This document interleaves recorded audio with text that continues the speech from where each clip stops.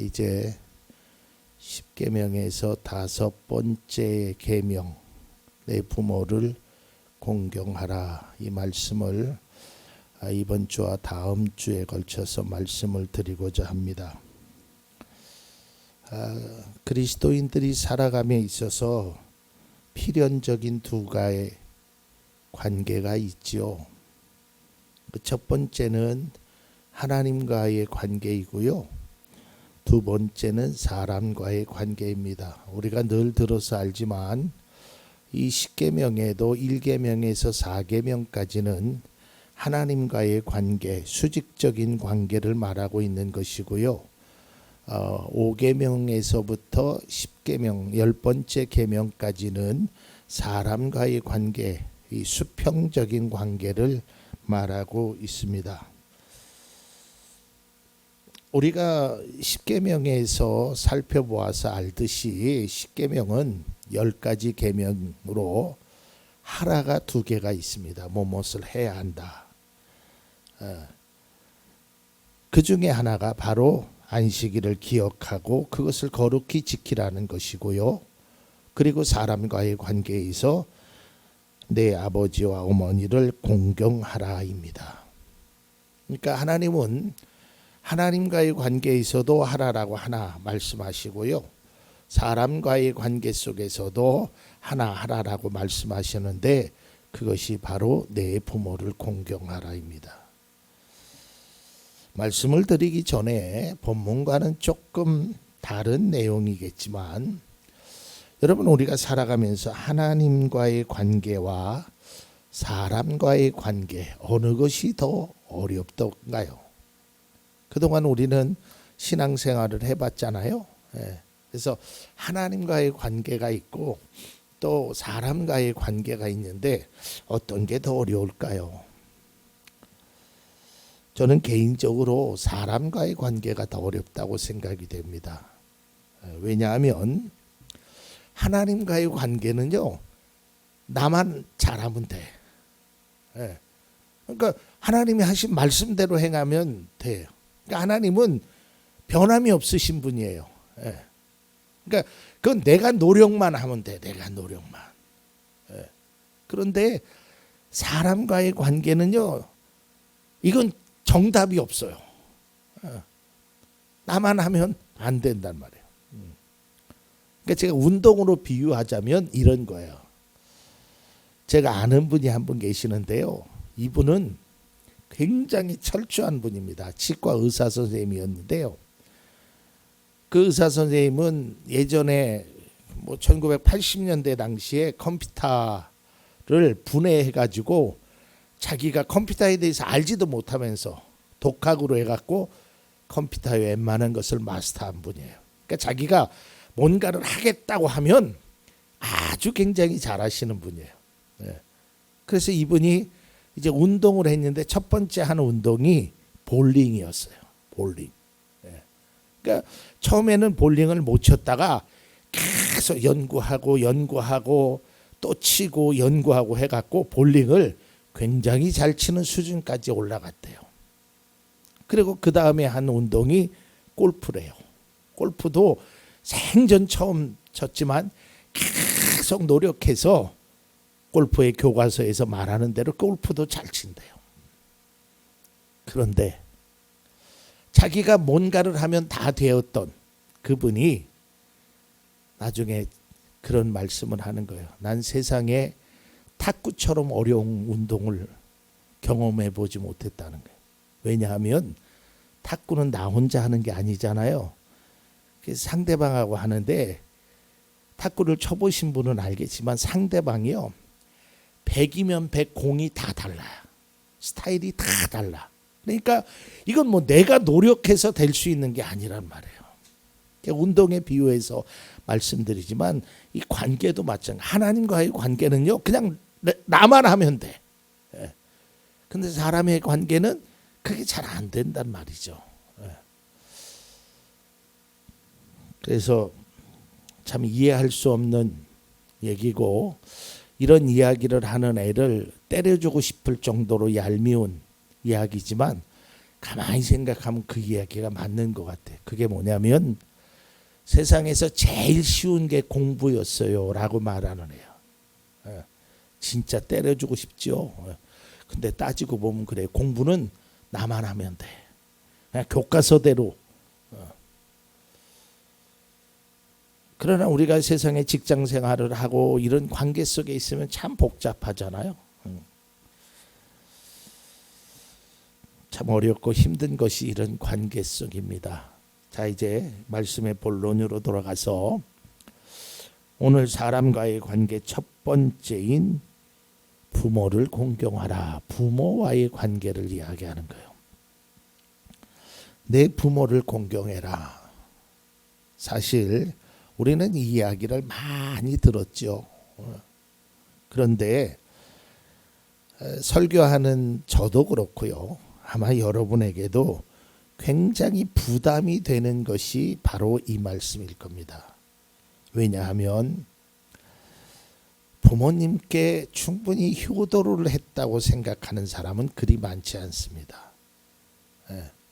저는 아직도 부모님이 이제 살아 계시고요. 이제 다음 달이면 미국에서 영국 귀국하셔서 이제 한국에서 사실 건데요. 제가 이 말씀을 준비하면서 우리 부모님들을 좀 생각해 보았거든요. 우리 부모님을. 근데 참 설교 원고를 써내려가기가 참 힘들었어요. 왜냐하면 내가 하는 효도가 별로 없는 것 같아. 그렇다고 해서 앞으로 그러면 효도를 잘 할 수 있느냐? 이것도 장담하지 못할 것 같아요.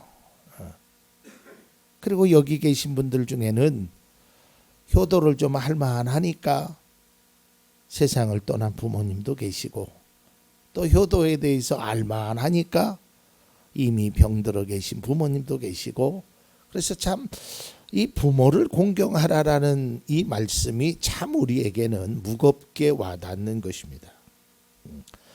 효도에 대한 중요성을 알고 효도를 해야겠다고 생각을 하지만 그것이 참 안 되죠. 그래서 예전에는, 요즘은 젊은 친구들의 노래를 뭐 따라할 수도 없고 잘 알지도 못하지만 한국 사람들이 가장 많이 불렀던 애창곡 중에 하나가 불러봐도 울어봐도 못 오실 어머님은 불효자는 옵니다라는 그런 노래래요. 그러니까 얼마나 대한민국 사람들이 스스로 불효자라고 생각하는 사람이 많으냐 이 말이야. 그 어머니, 그 아버지를 생각하면 그저 내 자신이 불효자라는 생각밖에 안 드는 것이 우리들의 모습이고, 아마 이 노래는 모든 사람들이 공감하는 노래가 될 겁니다. 자, 이제 5계명인 부모를 공경하라를 좀 구체적으로 이 말씀을 나누기, 그리고 이번 주는 앞부분에 대해서 말씀을 드리고 다음 주에는 정말 하나님의 말씀대로 부모를 잘 공경하면 받는 하나님의 은혜의 복에 관해서 말씀을 드리고자 합니다. 자, 5계명인 부모를 공경하라에서 기억할 내용이 있는데요. 아주 중요한 겁니다. 앞서 말씀드린 대로 5번째 계명에서 10번째의 계명은 우리가 이제 앞으로 계속 보겠지만 사람과의 계명이에요. 살인하지 말아라, 간음하지 말아라, 도적질하지 말아라, 뭐 이런 내용들이거든요. 그런데 이런 계명에는 하나님이라는 이름이 안 들어가요. 그냥 그걸로 끝나요. 그런데 이 5계명에는 유일하게 엘로힘, 하나님이라는 단어가 있고 그것도 2번씩이나 강조하고 있다는 거예요. 본문을 다시 한번 볼까요?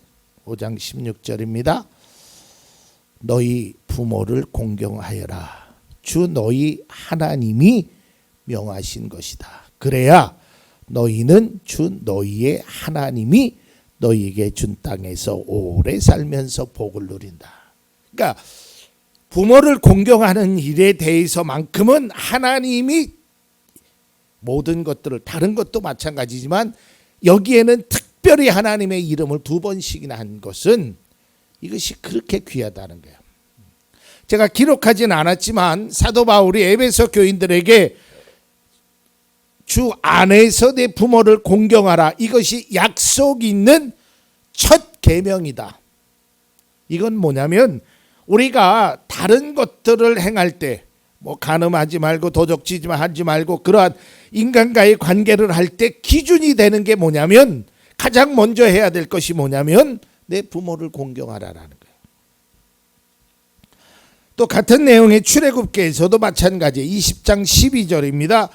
너희 부모를 공경하여라. 그래야 너희는 주 너희 하나님이 너희에게 준 땅에서 오래도록 살 것이다. 그러니까 다른 계명이 아닌 부모를 공경하라, 이 부분에서 하나님을 이야기한 거예요. 다시 말해서 5번째 계명은 하나님을 섬기는 것만큼 중요한 것이 바로 부모를 공경하라라는 거예요. 여기서 공경이라는 말의 히브리어 뜻은 무겁다는 그 뜻과 같은 어원을 갖고 있거든요. 다시 말해서 이 부모를 공경하는 것은 무게가 있는 일에 관심을 쏟듯이 진지하고 신중하게 부모를 공경하라라는 거예요. 그리고 부모를 공경하는 것은 하나님의 절대적인 명령입니다. 그리고 자녀의 도리입니다. 여러분, 우리가 이 십계명을 할 때 또 우리가 신앙생활에서 꼭 기억해야 될 것 여러 가지가 있지만, 여기서 우리가 한 가지 좀 더 짚고 넘어가야 될 것이 해야 할 일과 하지 말아야 될 일입니다. 근데 여러분 생각해 보면 나중에 뒤에는 다 하지 말아야 될 일이에요. 그리고 이 5번째 계명은 해야 할 일이에요. 그러니까 그리스도인이, 아니 올바른 삶을 사는 사람은 해야 할 일과 하지 말아야 될 일을 잘 실천할 줄 알아야 돼요. 그런데 여러분, 우리가 보면 하지 말아야 될 것을 안 하는 것은 좀 쉽습니다. 내가 안 하면 돼요. 그거는 예수를 믿지 않는 사람들도 얼마든지 도덕적으로 그렇게 살아가는 사람이 있어요.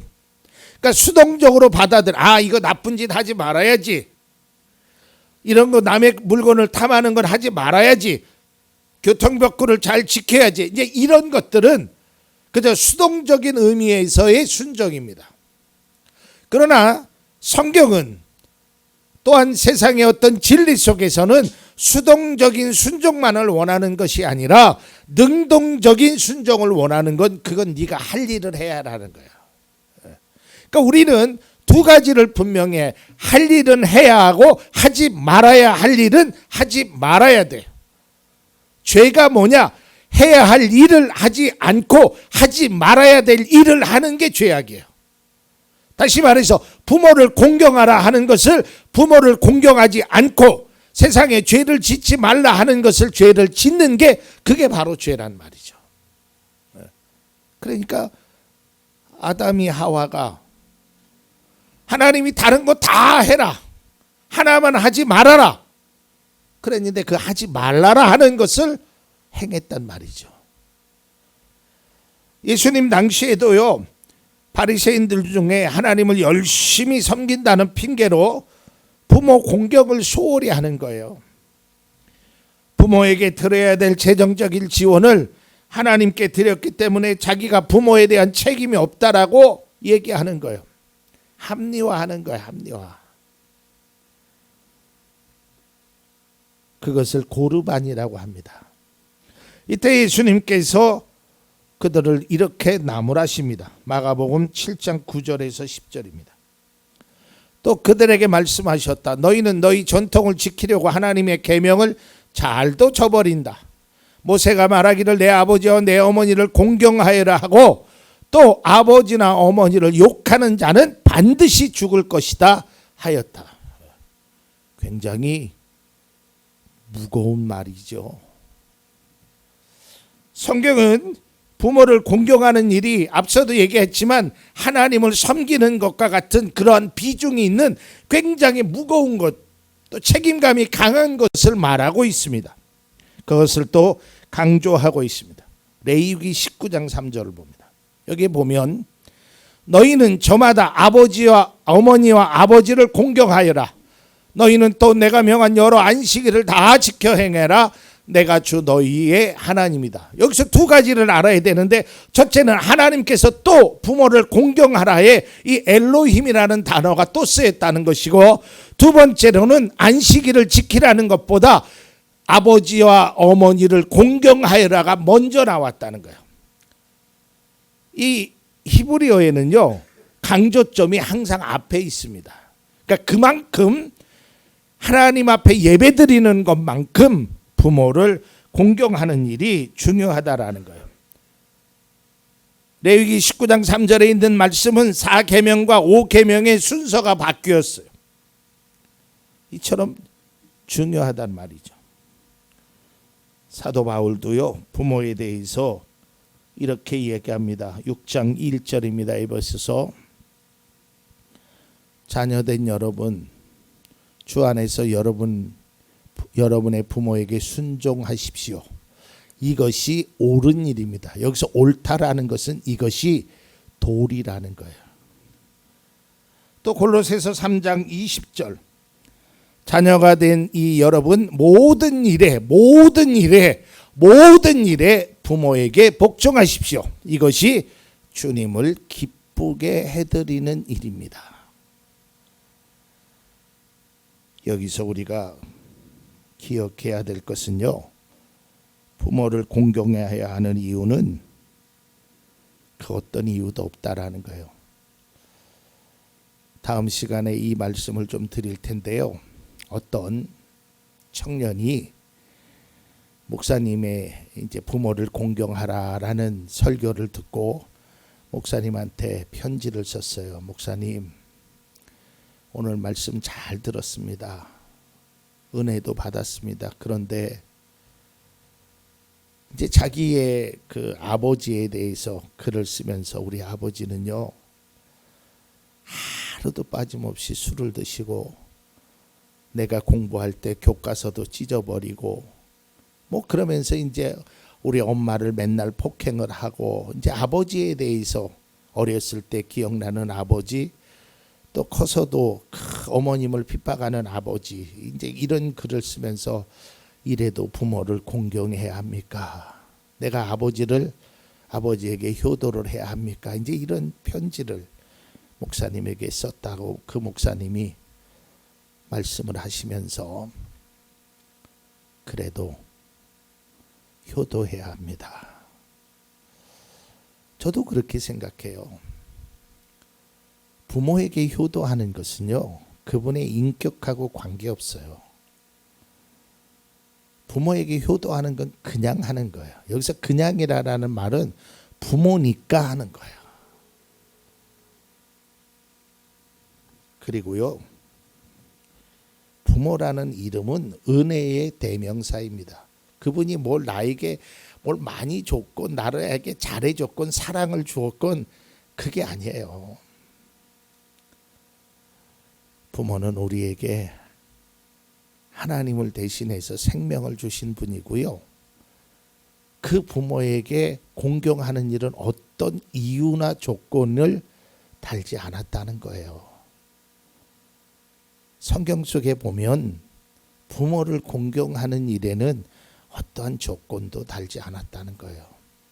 무조건 행하라는 것입니다. 이것이 그만큼 중요하고 귀한 일이기 때문에 하나님께서 직접 자신의 이름으로 이 말씀을 더욱더 하신 겁니다. 참 쉽지 않지요. 제 자신도 이런 설교를 하면서 부끄럽기도 하고요. 또 제가 우리 부모님 앞으로 살아계시는 동안 얼마나 효도를 할지 잘 장담은 할 수 없습니다. 그러나 효도를 해야겠다라는 마음가짐은 가지고 있습니다. 누구나 다 갖고 있겠죠. 참 쉽지 않습니다. 어려운 일입니다. 그러나 해야 합니다. 왜냐고요? 하나님의 명령이기 때문입니다. 그리고 나의 어머니, 아버지이기 때문입니다.